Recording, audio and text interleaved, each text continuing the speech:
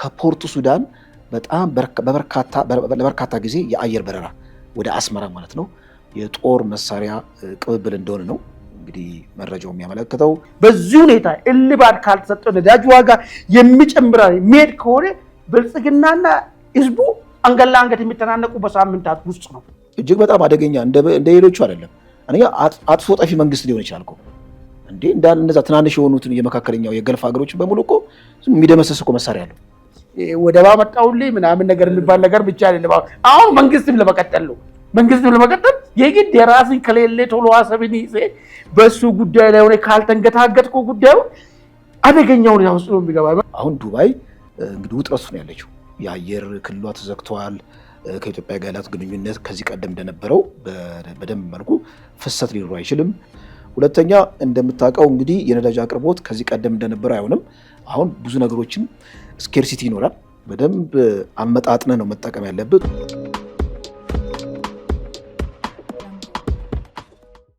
ሰላም ጤና ይስጥልን ውድ ኢትዮ ውይይት አድማጭ ተመልካቾቻችን፣ ይህ ዕለታዊ የተሰኘው ዝግጅታችን ነው። በዛሬው ዕለታዊ ዝግጅታችን የእስራኤል ኢራን አሜሪካ ጦርነት ቀጥታ ወደ መሬት ለመሬት ጦርነት ይገባል ወይስ አሁን እንደሚደረገው በአየርና በሚሳኤል ከሩቅ ሆኖ የሚደረገው ጦርነት ደረጃ ላይ ይቆማል የሚለውን ጉዳይ በስፋት እናያለን። እስካሁን ባለው የጦርነቱ ሁኔታስ አሜሪካ ምን አተረፈች? ኢራን ምን አጣች? እስራኤል ምን አተረፈች? ኢራን ላይ ምን ጉዳት ደረሰ? ማን አጥቂ ሆነ? ማን ተጠቂ ሆነ? ምንስ ያሳያል የሚለውን ነገር ሰፋ አድርገን ባለው ተጨባጭ መረጃዎች ላይ ተንተርሰን ትንተናዎችን እናቀርባለን። በሁለተኛነት ደረጃ የእስራኤልና ኢራን መካከል እየተደረገ ያለው ጦርነት የኢትዮ ኤርትራን ጦርነትን ጊዜውን ያራዝማል ወይስ አሁን እንዲፈጠን ያደርጋል? ለምን የተለያዩ ነገሮች እየተነሱ ነው ያሉት። ኢትዮጵያ ቶሎ ብላ የቀይ ባህር ጉዳይን ሰኪውር ካላደረገች አንገቷ ይቆረጣል የሚል ትንተና የሚሰጡ ወገኖች አሉ። በሌላ በኩል ግን አይ የኢትዮጵያን የቀይ ባህር ጥያቄን ፋይናንስ ሊያደርጉ ያሰቡት እነ ዩኤኢ አይነት አገራቶች ከፍተኛ ችግር ስለገቡ ከዚህ በኋላ የሚኖረው ነገር ጣፋንታ የለም የቀይ ባህር ጉዳይ በዛው ይቀራል የሚል መከራከሪያ እያነሱ ይህንን ጉዳይ ይዘን በስፋት ጥልቅ ወደ መረጃ እናቀርባለን። በመጨረሻ ላይ ህወሓት ሰሞኑን የኢፈርት ንብረቶችን በመሸጥ ለጦርነት ዝግጅት ላይ መሆኑን እና አቶ ጌታቸው ድርጅት አሳውቋል። ሜጋ ማተሚያ ድርጅትም ቦሌ ያለውን ትልቁን ህንፃ ለንግድ ባንክ ጭማዳ ሲይዞ መሳሪያ ለመግዣነት ሊጠቀምበት ነው ሲል የትግራይ ፖለቲከኞች ገልጸዋል። እንደዚሁም ደግሞ በትግራይ ክልል የደሞዝ መቋረጡን ትላንትና ይፋ ተደርጓል። ትግራይ ክልል ደሞዝ መቋረጡ ምንን ይዞ ይመጣል የሚለውን ጉዳይ በስፋት እናያለን። እንግዲህ እንደተለመደው ለሚቀጥለው 30 ደቂቃ እኔና ባልደረባይ ደረጀ ይመር ከእናንተ ጋር እንኖራለን። እናንተም ኢትዮ ውይይትን ሰብስክራይብ እያደረጋችሁ ይሄ ውይይት ደግሞ ለሌሎች ተደራሽ እንዲሆን ሼር፣ ላይክ እያደረጋችሁ አብራችሁ እንዲቆዩ ከወዲህ እየጠየቅን ደሬ እንኳን በደህና መጣ። እንኳን ደህና ቆየኛ ማለት መልካም። እንግዲህ እስቲ ካጫጭር መረጃዎችን ጀምርና እስቲ አንተ ጋር ያሉትን መረጃዎችን እስቲ አቅርብልኝና ወደ ጉዳዩ እንሄዳለን። እሺ አማን፣ እኔ ጋር አጫጭር መረጃዎች አሉ። በቅድሚያ ይሄ ሀምዳይት በተባለው አካባቢ በሁመራ መስመር ከሱዳን ጋር ኢትዮጵያ የምትዋሰንበት አካባቢ የሱዳን ወታደሮች በጣም ከዚህ ቀደም ከነበረው ቁጥሩ ምንድነው በሚያስገርም ሁናቴ እየተከማቸ እንደሆነ የመረጃ አውታሮች እየወጡ ነው። ለምንድነው እንደዚህ ያደረገ ያለው? ባለፈው ኢትዮጵያ በድሮን ጥቃት ፈጽማብኛለች፣ ግዛቴን ጥሳ ገብታ ጥቃት ፈጽማብኛለች ብሎ ነበረ። ምናልባት ልክ እንደ ኤክስኪውዝ ተጠቅሞ ወይም ደግሞ ኢትዮጵያ ላይ ጥቃት ለመክፈት ዋነኛ ልክ እንደ ምክንያት ተጠቅሞ ወደ ኢትዮጵያ ጦሩን ለማስገባት ዝግጁ እያደረገ ነው የሚል መነሻው አለ። እዚህ አካባቢ እንግዲህ ታዛቢዎች የኤርትራ ወታደሮችም ብቅ ጥልቅ ሲሉ ይታያሉ። ስለዚህ ሀምዳይት አካባቢ ወደ ወልቃይት ለሚኖረው ጦርነት ዋነኛ አጋዥ ሆነው ከኤርትራ ወገን ደግሞ የኦማጀር አካባቢ ያለው የኤርትራ ጦር አለ። በዚህ በሀምዳይት ደግሞ የሱዳንና የራሱ የኤርትራ አጋር ሆነው ኢትዮጵያ ላይ ጦርነት ለመክፈት ዝግጁ እያደረጉ ሊሆን ይችላል የሚል ጭምጭምታዎች አሉ ማለት ነው። አንደኛው ነው። ሁለተኛው መረጃው የሚሆነው ከድሮን አቅርቦት ጋር በተገናኘ ባለፈው እንግዲህ የቱርክ ፕሬዚዳንት እዚህ መጥተው ነበረ። እኛ አንድ በመላመት ያስቀመጥነው ኢትዮጵያና ተርኪ ያላቸው ግንኙነት በተለይ ከመሳሪያ አቅርቦት ጋር በተያያዘ ጥብቅ ግንኙነት አላቸው። ኢትዮጵያም ያን አቅርቦት ትፈልጋለች የሚል ነገር ነው። የቱርኩ ፕሬዚዳንት በዛ ጊዜ አንድ ሀሳብ አስተላልፎ ነበር። በታምር ጦርነት መከፈት የለበትም፣ ኢትዮጵያ እዚህ አካባቢ ጦርነት እንዳይከፈት የራሷን የበኩሏን አስተዋጽኦ ማድረግ አለባት ብለው ነበር። ከዛ እኛ በአንድምታ ያደረግነው ምንድነው ያላትን መሳሪያ ያላትን አርጩሜ ተጠቅማ ምናልባት የድሮን አቅርቦት ላይ የራሷን እቀባ ልታደርጋለች የሚል ነገር ነበር። ነገር ግን አንዳንድ የወጡት መረጃዎች ምንድነው ኢትዮጵያ እንደው በብዛት የቱርክ ሰራሽ ድሮኖችን እያስገባች እንደሆነ፣ አንዳንድ ደግሞ በሴራ ንድፍ ሀሳብ ትንታኔ የታወቁ ግለሰቦች አይ ይሄ ጦር መሳሪያ የድሮን አቅርቦት ለአርኤስኤፍም ጭምር ነው ብለው የራሳቸውን ግምት ያስቀምጡበት ሁናቴ ያለ። እንደውም ቱርክ ዝም ብላ ድሮኑን ብቻ አይደለም የላከችው ከቴክኒሻኖች ከባለሙያዎች ጋር አያይዛ እንደላከች ነው መረጃው የሚያመለክተው ማለት ነው። ሶስተኛው መረጃችን ቢሆነው እንደምታውቀው ኢትዮጵያና ኤርትራ ያላቸው እንግዲህ ቁርቋሶ ከጊዜ ወደ ጊዜ ያው መልኩን እየቀያየረ ነው። አሁን እንግዲህ በዚህ 2 ቀን ውስጥ የወጣው መረጃ የሚያሳየው ከፖርቱ ሱዳን በጣም ለበርካታ ጊዜ የአየር በረራ ወደ አስመራ ማለት ነው የጦር መሳሪያ ቅብብል እንደሆነ ነው እንግዲህ መረጃው የሚያመለክተው። እንዲሁም ደግሞ ዛላምበሳ፣ ሽራሮ፣ ሽሬ አካባቢ በርካታ የኤርትራ ወታደሮች በብዛት እየገቡ እንደሆነ መረጃ ወጥቷል። እነዚህ ነገሮች የሚያመላክቱት ኢትዮጵያና ኤርትራ ያላቸው የጦርነት ድባብ ምን ደረጃ ላይ እንደደረሰ የሚያሳይ ነው። ምናልባት ሰፋ ባለው ትንታኔያችን ላይ ስለምንሄድበት እዛ ላይ በደንብ እንሄዳለን። አመሰግናለሁ ደሬ። እንግዲህ ቀጥታ ወደ መጀመሪያው መረጃ እንግባና እንግዲህ እስራኤልና ኢራን እንግዲህ ጦርነት ጀምሮ አሜሪካም ጦርነት ውስጥ ተቀላቅላ ከጉዳዩ ከጀመረ 5 ቀን በላይ ሆኖ እንግዲህ ታውቋል። በዚህ ጦርነት እስካሁን ድረስ ባለው ሁኔታ እንግዲህ የኢራኑ መንፈሳዊ መሪ የሆኑት አያቶላ ተገሏል። ትላልቅ የኢራን ባለስልጣናቶች ተገሏል። የሚታወቅ ነገር ነው። እንግዲህ በዛው ልክ አሁን ባለው አዲሱ መረጃ ደግሞ ትላንትና የኢራን አንድ መርከብ ስሪላንካ አካባቢ ላይ እንግዲህ እንትን ብላለች፣ እንድሰምጥ ተደርጎ በውስጡ ያሉ ሰዎች ሁሉ ማለቃቸው መረጃ ደርሷል። እንደዚሁም እስራኤልና ኢራን የእስራኤል አየር ላይ በእንትኖች በተዋጊ ጄቶች የተዋጉበት ሁኔታና የኢራኑ እንትን ተመቶ ወደቀበት ሁኔታም ታይቷል። አሁን ይሄን ሁሉ ያነሳው ለምንድን ነው መሰለህ? የኢራንና የእስራኤል አሜሪካ ጦርነት አሁን እንደሚደረገው በሩቁ በባሊስቲክ ሚሳይል በተዋጊ ጄቶች የሚደረጉ ሆኖ በድሮኖች የሚደረጉ ሆኖ ይቀራል ወይስ እንደተባለው እንደ ሌሎች አገር ላይ እንደተሞከረ ልክ እንደነ ኢራቅ ላይ እንደተሞከረ እነ ሊቢያ ላይ እንደሆነ አይን ነገር ሰብሮ የመግባትና ስርዓትን ሪጅም ቼንጂንግን የመፍጠር ሁኔታ ይመጣል ወይ የሚል አሁን መከራከሪያ እየሆነ ነው ያለው። በዛው ልክ ደግሞ ኢራንም የዋዛውን አይደለችም። የሚገኙ በቀጠናው የሚገኙትን የአሜሪካ ደጋፊ የሚባሉ ሀገራቶች ላይ አስፈላጊውን ጥቃት እየወሰደች ነው ያለችው። በተለይ ወታደራዊ ቤዞች ላይ አሜሪካ ኤምባሲዎች ላይ እንደዚሁም በቃ ጥሩ ግንኙነት አላቸው ተብሎ የሚታሰቡ ሀገራቶችን እየቀጣች ነው ያለችው። አሁን ኢራን ምንድነው እያሳየች ያለችው? የመሸነፍ ነው ወይስ ጫና የመፍጠር ነገር ነው? ጫናው ደግሞ በዚህ ላይ ብቻ አይደለም የሚያበቃው። ኢራን አቋርጦ ኢራን የሆርሙዝ ሰርጥ የሚባል አካባቢ ላይ ምንም አይነት ከዚህ በኋላ መርከብ በዛ በኩል የሚያልፍ ከሆነ አነዳለሁ የሚል ነገር ነው። በዚህ ምክንያት የሚገርም ነገር በዛ የሚያልፉ መርከቦች ከፍተኛ የኢንሹራንስ ዋጋቸው በጣም ሰማይ ነክቷል። ኢንሹራንስ ዋጋ ሰማይ ሲነካ ደግሞ ኬር የሚያደርጉ የሚያመላልሱ ዕቃ ላይ ከፍተኛ ዋጋ ጭማሪ ይመጣል። እሱም ብቻ አይደለም፣ በፍራቻ በመቆማቸው መርከቦቹ እዛ አካባቢ ከፍተኛ መጨናነቅ ተፈጥሯል። ኢቨን እንኳን የሆርሙዝ እንኳን ቢከፈት መልሶ ወደ ነበረው ሰላም ወይ ደግሞ በነበረው ስፒድ ለመሄድ 2 ወር ይፈጃል የሚል ነገር ትንተና እየቀረበ ነው። ይሄ ከሆነ ዓለም ላይ ያለው ነዳጅ ምርት 1/5 በዛ በኩል ነው የሚሄደው። ዓለም እንዴት ይሆናል? ስለዚህ ኢራን እያስገደደች ነው ወይስ እየተሸነፈች ነው? ብዙዎቹ አሁን ዝም ብሎ አያቶላ መሞታቸውን የኢራን አመራሮች መገደላቸው ምናምን ብቻ ነው የሚያው።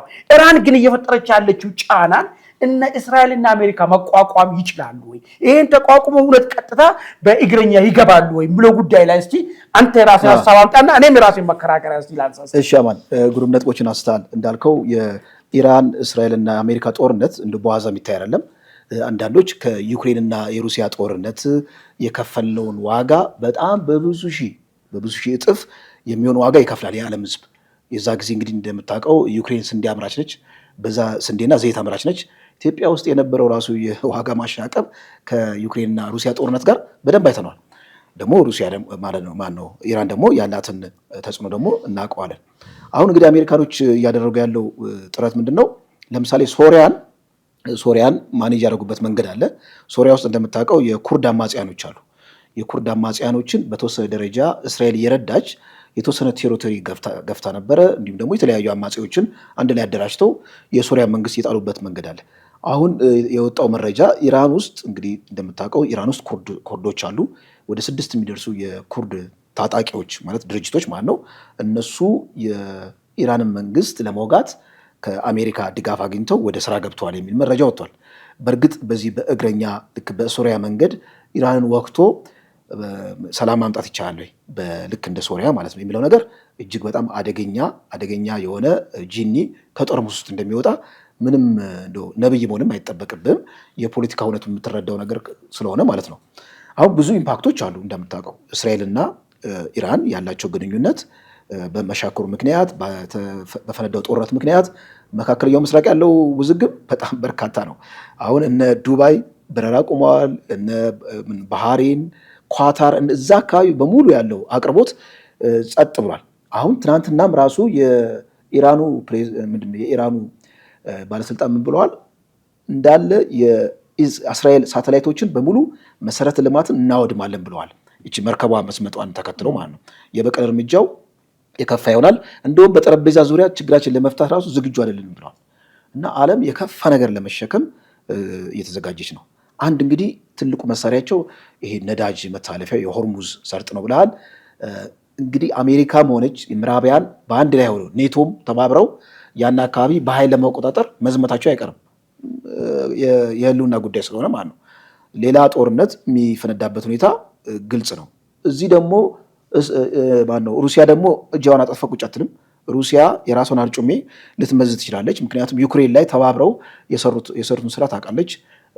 አሁን እንዳለ እንግዲህ ልክ ዩኒፖላር ለመሆን ምዕራቢያኖቹ የተለያዩ ኃይሎችን የማዳከም ስራ ነው የሚሰሩት። አይተው ከሆነ ቻይናን በታይዋን አማካኝነት ማዳከም፣ እንዲሁም ደግሞ ሩሲያን በዩክሬን አማካኝነት ማዳከም፣ አሁን ደግሞ ኢራንን ማዳከምና ከጨዋታ ውጭ በማድረግ መጨረሻ ላይ ልክ የአሜሪካ መራሹ አጠቃላይ የዓለም አስተላለፍ የአሜሪካ መራሹ የፖለቲካ ኃይል ብቻ ሆነው ይወጣል ማለት ነው። እና እነ ሩሲያም ራሱ እጃቸውን አጣጥፈው ቁጭ አይሉ፣ ጉዳይ ውስጥ ይገባሉ፣ እጃቸውን ያስገባሉ። እና በጣም የከፋ የሆነ የኢኮኖሚ ቀውስ በተለይ እኛ ታዳጊ ሀገር ላይ ልንሸከሙ የማንችለው ጫንቃችን ሊሸከሙ የማይችለው ችግር ይፈጠራል። እንግዲህ እኔ መጨረሻ ላይ በእግረኛ ጦርነት ሁሉ ሊገቡበት ይችላሉ። የህልውና ጉዳይ ስለሆነ መልካም። እንግዲህ መጨረሻ ላይ ያስቀመጥኩ በእግረኛ ጦርነት ሊገቡ ይችላሉ የሚል ነገር ነው ያስቀመጥኩ። እኔ እሱን ማልቀበለው ዝም ብሎ ከእንትን አንጻር ብቻ ሳይሆን እስቲ ፋክቶችን ላንሳለን። የመጀመሪያ ኢራን በቆዳ ስፋት በጣም ሰፊ ሀገር ነች። ኢራን ዝም ብለህ እንደፈለግከው እንደነ ሌሎች ትራዲሽኖች አገር ላይ ገብተህ ደንሰ የምትወጣበት ወይ ደግሞ ኮንትሮል አድርገህ የምትወጣበት ቦታ አይደለም። አንድ እሱ ነው። ሁለተኛ ጂኦግራፊው በጣም አስቸጋሪ ቦታ ነው። ተራራማ ቦታ ነው። ልክ አፍጋኒስታን ከዛ የባሰ ነው። አፍጋኒስታን ገብቶ የአሜሪካ ጦር ያን ሆኖ መጨረሻ ላይ ታሊባን አስረክቦ የወጣ አሜሪካ ጦር ኢራን ገብቶ ለዛውም ደግሞ ማህበረሰቡን በዚህ ምክንያት ጦሩ የሚገባ ከሆነ የባሰ በደንብ አድርጎ ፓትሪዮቲክ ፊሊንግ ይፈጠራል፣ አርበኝነት ማለት ነው። ስለዚህ ወጥሮ የመዋጋት ነገር ይፈጠራል። ሁለቴም በላይ ሶስተኛ የኢራን ጦር ዝም ብሎ የሊቢያ የኢራቅ ጦር አይደለም። ይሄን ያክል ዓለም እየዘመተበት እስራኤልና አሜሪካ አንድ ላይ ሆኖ እየዘመቱበት ዛሬም በቀጠናው ያሉት የአሜሪካ ደጋፊዎች ላይ ምን አይነት ጫና እየፈጠረች እንዳለች እያየን ነው ያለነው ማለት ነው። ገና ቀርቦ እኮ የምትተኩሰውን ሚሳይል ሁሉ ማስቆም ያልቻሉበት ደረጃ ላይ ነው አይደለም። በእግረኛ ገብተህ ገና ጫፉም አልተነካም ጉዳዩ ማለት ነው። ስለዚህ በዚህ ሁኔታ ጦሩ በጣም ዌል ኢኩዊፕድ ስለሆነ ማለት ቢገባም ራሱ ፈቀቅ የማይልና አመታትን የሚቆጥር ነገር ነው የሚሆነው። ኦኬ አመታትን የሚቆጥር ከሆነ የና አሜሪካ ህዝብ ፕሬጀር ይፈጥራል። እንደውም ፕሬጀር ይፈጥራል። በጦርነቱ ምክንያት ኑሮ ውድነት ስለሚመጣ ነው አቁሞ ወደምብለው ነገር አሁንም ኮንግረስ ወስኖለት አይደለም የገባው ትራምፕ ይሄ ጦርነት ጀመረው። ወደዛ ለመግባት ደግሞ ኮንግረስ ዲሞክራቲኮች ቅሬታ እያነሱ ነው ያሉት። ከሪፐብሊካኖች የተወሰነ ድምፅ ካገኘ ይሄ ጦርነትም ልታቆምም ልትገደድበት የሚችልበት ነገር ይኖራል ማለት ነው። ስለዚህ የመግባቱ ጉዳይ በጣም የማይመስል ነገር ነው የሆነ ይመጣው ማለት ነው። አንድ ከዚህ አንጻር እናያለን። ሁለተኛ የዓለም ላይ ቅድም ያነሳ ነው ጉዳይ አለ።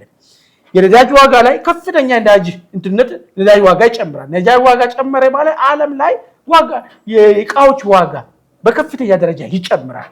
ይሄ ቀጥታኛ ጋም ይደርሳል። በኋላ የምናነሳው የኢትዮ ኤርትራ ጦርነት ጉዳይን ያራዝማሉ ያስቀራል የሚለው ነገር ለኛ ደግሞ ስፔሻሊ ማለት ነው የሉና ጉዳይ የሚሆነው አሁን ነው የሚሆነው ጉዳዩ ማለት ነው። የሚገርም ነገር በዚህ ሂደት ውስጥ ማምለጥ የማንችልበት ከሆነ መንግስትም አይኖርም።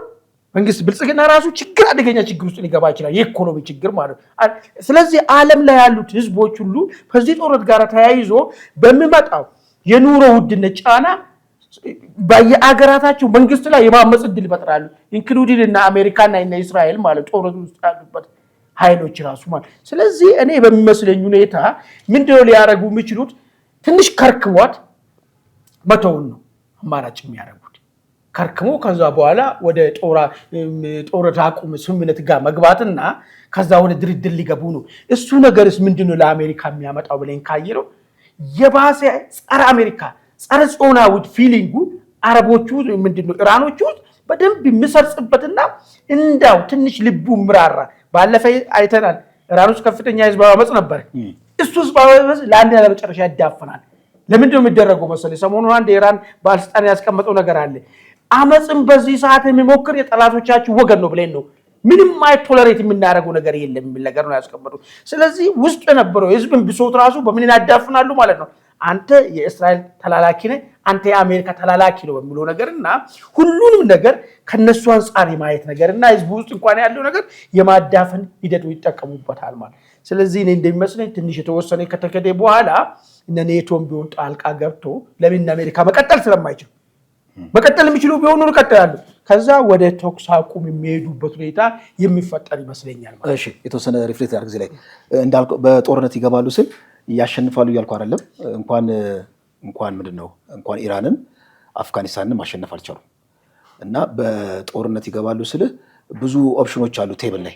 አንደኛ ምንድነው የአማጺዎች ቅድም ያልኩ የኩርድ አማጺዎች አሉ፣ የውስጥ ደግሞ አማጺዎችም አሉ ራሱ የኢራንን መንግስት የሚቃወሙ። ከዚህ ደግሞ በጣም እጅግ አስጊ የሆነው ለኢራን ደህንነት ማለት ነው የስለላ መዋቅሩ በሙሉ በሞሳድ ተጠልፏል። አሁን ትናንት የተያዙት እንግዲህ የቀድሞ የደህንነት ባለስልጣን ተያዙ።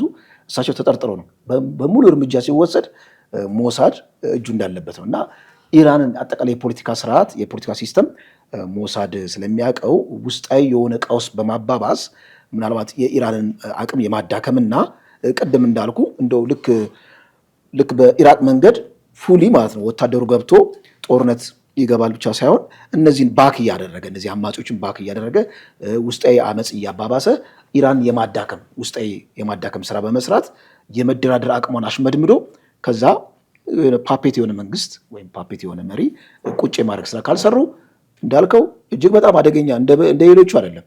አንኛ አጥፎ ጠፊ መንግስት ሊሆን ይችላል እኮ እንዴ እነዛ ትናንሽ የሆኑትን የመካከለኛው የገልፍ ሀገሮችን በሙሉ እኮ የሚደመሰስ እኮ መሳሪያ አለው። እና እነዛ ደግሞ መደምሰሳቸው ለራሱ ለአሜሪካ ያለውና አደጋ ነው ያለው።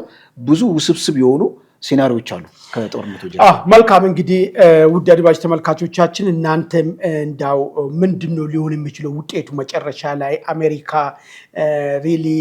አሜሪካና እስራኤል ደንፍቶ እንደሄዱት ኢራን ውስጥ የስርዓት ለውጥ ሊያመጡ ይችላሉ ወይስ መጨረሻው በኢራን የተወሰነን አስገድዷት በድርድር ይቋጫል ወይስ ኢራን ደግሞ ገፍታ እንደዚሁ አልነካም ባይነቷን አስከብራ ነው የሚያልቀው የሚለው ጉዳይ ላይ የየራሳችሁ ሐሳብ ስጡን እያል ወደሚቀጥለው አጀንዳ እንሻገር። እንግዲህ የሚቀጥለው አጀንዳ ከዚሁ ጦርነት ጋር ተያይዞ አንድ የሚነሳው እንግዲህ የኛ ጉዳይ ነው። የኢትዮ ኤርትራ ጦርነት እንግዲህ አንድ ሐሙስ የቀረው ጦርነት ነው ተብሎ ነው እንግዲህ የሚታሰበው። ለምን በሁለቱም ወገን በኩል ጦራቸውን ወደ ድንበር አስጠግቷል። ከባባድ መሳሪያዎቻቸውን ወደ ድንበር አስጠግቷል። አስፈላጊውን ዝግጅቶችን ሁሉ እያደረጉ ነው ያሉት። ስለዚህ ይሄ የኢራንና የእስራኤል ጦርነት መፈንዳቱ ይሄን የኢትዮጵያ ኤርትራን ጦርነትን ያራዝመዋል ወደ ሌላ ጊዜ እንዲሆን ያደርገዋል ወይስ ያፈጥነዋል የሚል መከራከሪያዎች የተነሱ ነው ያሉት። እስቲ እኔ አንድ ሁለት ነጥቦችን ላንሳ። ከእስራኤል ኢራን ጦርነት ጋር ተያይዞ የሆርሙዝ ሰርጥ መዘጋት ጋር ብቻ አይደለም ጉዳዩ ወደ ባብል መንደብልም ሊሄድ ይችላል። በጣም ወሳኙ ሰርጥ ደግሞ ያለችው እዛ አካባቢ ስለሆነ ማለት ነው። ቀስ ብሎ ወደ ቀይ ባህር ሊጠጋ የሚችልበት ሁኔታዎች በጣም ከፍተኛ ናቸው። ስለዚህ ለኢትዮጵያ በዚህ ሰዓት ይሄ ጦርነት ወደ ባብል መንደብል እየተስፋፋ መሄድ ከሆነ የቀይ ባህር ጉዳይ ለምን ጅቡቲ አለ፣ ጅቡቲ አደጋ ውስጥ የሚገባበት ሁኔታ ይፈጠራል። ሌላ አማራጭ ከሌለን ጅቡቲ ላይ ብቻ የምንወሰን ከሆነ ጅቡቲም አደጋ ውስጥ የሚገባበት ሁኔታ ይፈጠራል። በዚህ ሁኔታ ደግሞ ይሄ እንትኖቹ ምንድነው የመተላለፊያዎቹ በዚህ ሁኔታ የሚዘጉ ከሆነ ከፍተኛ የዋጋ ንረት ይፈጠራል። የዋጋ ንረት የሚፈጠረው ከውጭ የምታስገባ ብቻ አይደለም። እቺኑ ከውስጥ ደግሞ ልክ ዱሮም ትሬድ ባላንሳችን ነገንትን ነው የሚያሳየው እኩል አይደለም የሚያሳየው። እንደዛም ሆኖ ደግሞ ከውስጥ የምትልካን ነገር ደግሞ ባነሰች ቁጥር ደግሞ አደገኛ ነገር ውስጥ ክራይስ ውስጥ ነው እየገባ የምትሉ። ለኛ ነዳጅ ዋጋ በጣም ከፍተኛ ጨምርባል። ነዳጅ ዋጋ ጨመረ ማለት የኢኮኖሚ ጥያቄ አንገተኝ ነው የሚይዝ ማለት ነው። አይደለም ወር ምናምን ወር በዚህ ሁኔታ እልባት ካልተሰጠ ነዳጅ ዋጋ የሚጨምራል የሚሄድ ከሆነ ብልጽግናና ህዝቡ አንገላ አንገት የሚተናነቁ በሳምንታት ውስጥ ነው። አይችልም። እንደዚሁም ራሱ ኑሮ ውደቱ ቅድም ያለው ነገር አለ። ይሄ በራሽያ እና ዩክሬን ይዞ ያመጣው ነገር አለ። የኮቪድ ጥሎብን ነገር አለ። እነዚህ ነገሮች ፕላስ ደግሞ ፌደራል መንግስትና ዋት ያደረጉ ጦርነት ላይ ኮስት ያወጣው ነገሮች አሉ።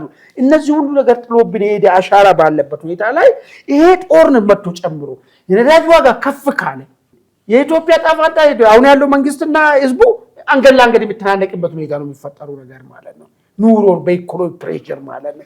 ስለዚህ ሲባል ለኢትዮጵያ አሁን አማራጭ መውጫ መንገድ የራሱ የሆነ ሴቭ የሆነ ነገር መኖሩ የህልውና ጉዳይ ሆኖ መጣው አሁን ነው። ስለዚህ ዛሬ ነገ ሳይል ለትክክለኛ አሁን ለፖለቲካ ብቻ አይደለም ወደባ መጣውልኝ ምናምን ነገር የሚባል ነገር ብቻ አይደለም። አሁን መንግስትም ለመቀጠል ነው። መንግስትም ለመቀጠል የግድ የራስን ከሌለ ቶሎ ሐሳብን ይዘ በሱ ጉዳይ ላይ ሆነ ካልተንገታገጥኩ ጉዳዩ አደገኛው ነው ያውስጥ ነው የሚገባው። መቀጠል ሀገር ነው መቀጠልና ያልመቀጠል ነው ያውስጥ የሚገባው ነገር ማለት ነው። ለዚህ ሲባል እንዳውን ጦርነቱን ያፈጥራል የሚል መከራከሪያ ነው ያለኝ እኔ። ምናልባት በአንተ በኩል ያንሳና እሺ ግሩም ሐሳብ ነው። በአንድ ወገን ሲታይ ሎጂካልም ይመስላል። ምክንያቱም እንደዚህ አይነት የፖለቲካ አትሞስፌር የሚፈጠርበት ጊዜ በተለይ የዓለም አቀፍ እንዳለ ኮሚኒቲ ትኩረቱን የሚስብ ትልቅ የዓለም አጀንዳ መሳቢያ የፖለቲካ ሁነት ሲፈጠር በአብዛኛው ጊዜ ሀገራት የራሳቸውን ብሔራዊ ጥቅም ለማስከበር እዚህም እዛም ይሮጣሉ። አሁን የዓለም አቴንሽን በሙሉ የት ነው ያለው? መካከለኛው ምስራቅ ነው ያለው እና ኢትዮጵያ እዚህ ጎኗ ያሉትን ያው ድንክዬ ትንሽዬ ሀገራት እነሱን በተወሰነ ደረጃ ባላት ኃይል ማለት ነው ያላትን የፖለቲካ ኢንተረስት ካልኩሌት አድርጋ ወደዛ ብትሄድ አድቫንቴጅ አለው ተብሎ የሚነሳ አንድ ሴናሪዮ አለ። እኔ ግን ተቃራኒ ነው የሚገዛኝ። ምክንያቱም አንደኛ ወደ ጦርነት ስትገባ ብዙ ኮስት የሚያደርግ ነገር አለ። የኢትዮጵያ ትልቅ አጋር የሆነችው ዩኤኢ ናት፣ ዱባይ። አሁን ዱባይ እንግዲህ ውጥረት ነው ያለችው። የአየር ክልሏ ተዘግተዋል። ከኢትዮጵያ ጋር ያላት ግንኙነት ከዚህ ቀደም እንደነበረው በደንብ መልኩ ፍሰት ሊኖሩ አይችልም። በዛ ደግሞ የሳውዲ አረቢያም ደግሞ የኤርትራ ደጋፊ ናት። እሷም ጭንቀት ውስጥ ነው ያለችው። የሁለቱም ደጋፊ ሀገራት አሁን የራሳቸው ጭንቀት ውስጥ ነው ያሉበት ሁኔታ ማለት ነው እና ኢትዮጵያ ዋነኛ አጋሯን የመካከለኛ ምስራቅ ያለችውን አጋሯን ሳትይዝ ወደ ጦርነት ብትገባ ምን አይነት ኮስት ያመጣል ነው። ለምሳሌ ብዙ የድሮን አቅርቦቶች መዋለ ነዋይ ይፈሳል፣ ብዙ ገንዘብ ያስፈልገዋል። ከዛ አንጻር ደግሞ ያለውን ክፍተት የምትሞላው እቹ አገር ናት ተብሎ ይወሰዳል እና አጋርን ሳትይዝ ወደ ጦርነት መግባት ምናልባት ሪስክ አለው ነው። አንዴ ነው።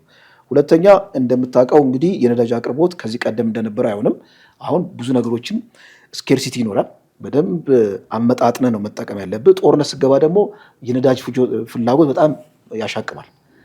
ብዙ ተሽከርካሪዎች ሜካናይዝድ የሚንቀሳቀሱት አይደለ ከነዳጅ ጋር በተያያዘ ነገር ነው አይደለ። ነዳጅ በጣም ያስፈልጋል እና እንደዚህ እጥረት ባለበት ሁኔታ ጦርነቱ ስገባ ምናልባት ሌላ ሪስክ አይኖረውም ነው። ሁለተኛ ራሱ የፌዴራል መንግስቱ ትልቅ የኃይል ሚዛን የሚይዝበትን ቴክኖሎጂ እጥረት ውስጥ ገብቶ ከዛ ባለው ቴክኖሎጂ ባለው ከዚህ ቀደም ባለው ቢገባ ሌሎች ተቀናቃኞቹ ጋር አቻ የመሆንና ምናልባት የሚፈልገውን የፖለቲካ ስሌት ሊያገኝ ይችላል የሚልም ፍራቻ ስላለ ወደ ጦርነት ባይገባ ይሻላል የሚል በአንድ ጠርዝ የሚቀመጥ ትንታኔ ያለ ነው። ይህን ስል ግን ቅድም አንተ ያስቀመጥከውም ሀሳብ ውሃ ያነሳም እያልኩ አይደለም። እሱ ራሱ የራሱ የሆነ መከራከሪያ ያለው ሎጂካል የሆነ መከራከሪያ ያለው አይተህ ከሆነ እኛ ህዳሴ ግድብን የገደብነው መቼ ነው? ልክ ግብጽ ላይ አረብ ስፕሪንግ አቴንሽን ወደ አንድ ቦታ በሚሆንበት ጊዜ የራስን የፖለቲካ ስሌት አሰልተህ ቶሎ ወደ ብቻ አንጻር እኮ አይደለም። አሁን ምንድነው ታውቃለህ የሆነ ያለው ነገር ማለት ነው የራስ በሌለ በዚህ ሰዓት ላይ የሆነ በሌላ ወደብ ላይ ተንጠልጥለ ለምሳሌ ወደ ጅቡቲ ሰፍቶ ይመጣ ጅቡቲ ላይ የአሜሪካ ቤዞች አሉ አይደል እንዴ? ያ ጊዜማ ያው ኢራን አሁን ጅቡቲን ብትመታ ምንድነው እኛ ጣፋንታችን? እንደውም እኮ ባለፈውም ፕሮግራማችን ላይ ያቀረብነው ምንድነው ሀውቲ መምታት ይጀምራል የሚል ነገር አለ። በቃ ሀውቲም ሊያደርግ ይችላል።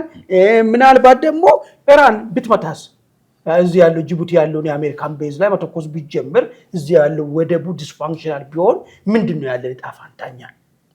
ስለዚህ ወደ ረጅም ጊዜ ብለን የምናቅደው ብቻ ሳይሆን አሁን ነው መውጣት የምንችሉ ከዚህ ሂደት። በዚህ ሂደት ውስጥ ደግሞ እሱ ብቻ አይደለም ጅቡቲም ኮስት ይጨምራል ባይዞ ይጨምራል። የወደብ ኮስትም አሁን ይጨምራል። የሚገርመኝ ነገር የምታመጣው ቃላ ብቻ አይደለም የሚጨምረው የወደብ ኮስትም ይጨምራል። እነሱ ዌይ ኦፍ ላይፋቸው በዛ ስለሆነ ኮስቱን ይጨምሩበታል። አፎርድ ማድረግ ይችላል ወይ ህዝቡ?